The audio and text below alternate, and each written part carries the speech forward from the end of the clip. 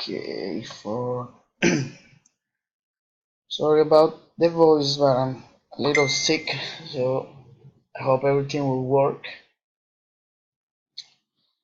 Okay, so for the file encryption filter program, um, oh man.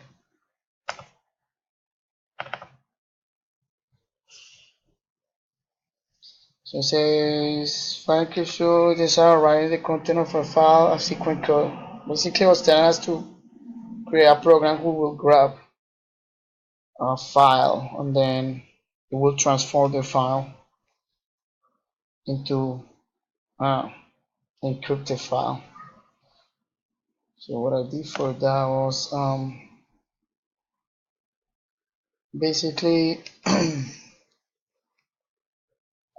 ask a user for a file name and the computer will look for it, because the computer needs to open it. It might throw a file not found exception, so I'm gonna put it there. Then I'm gonna use a try and a catch to correct like the exception, or like basically a catch. It will be if it won't find, then it will tell the user that it cannot find the exception. Make sure the file exists or is no name, and it will close the program. That way it doesn't load. And so use a scanner to ask a question and just input the file name. So here I will get the file name, and then once the file is it, I will encrypt it. And then I will use another file. It will take information for this file and then put a line in an array here. And then once the array is inputted, it will using what we learned from this chapter. I'll create a binary file, which when you open it, wanna looks like everything is encrypted. So basically, grab whatever the name is input, it will create a new text. That text will be from it will input it into an array, and then it will be transformed by making it a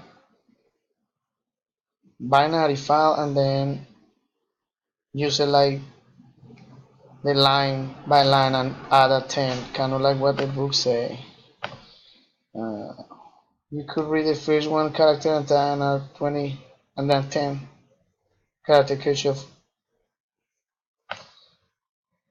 and then it will tell. Oh, sorry. So of course it will tell when it's encrypting the file and then when it's done. And then to try this, I create a student data file. So when I run it, it says it was complete. I'll put it in this folder, student data. And then when I run the encryption file, so let's set the name of the file. So if I enter the wrong one,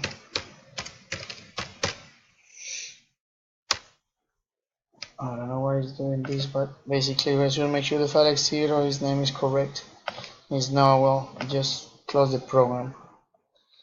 But if I use the right name,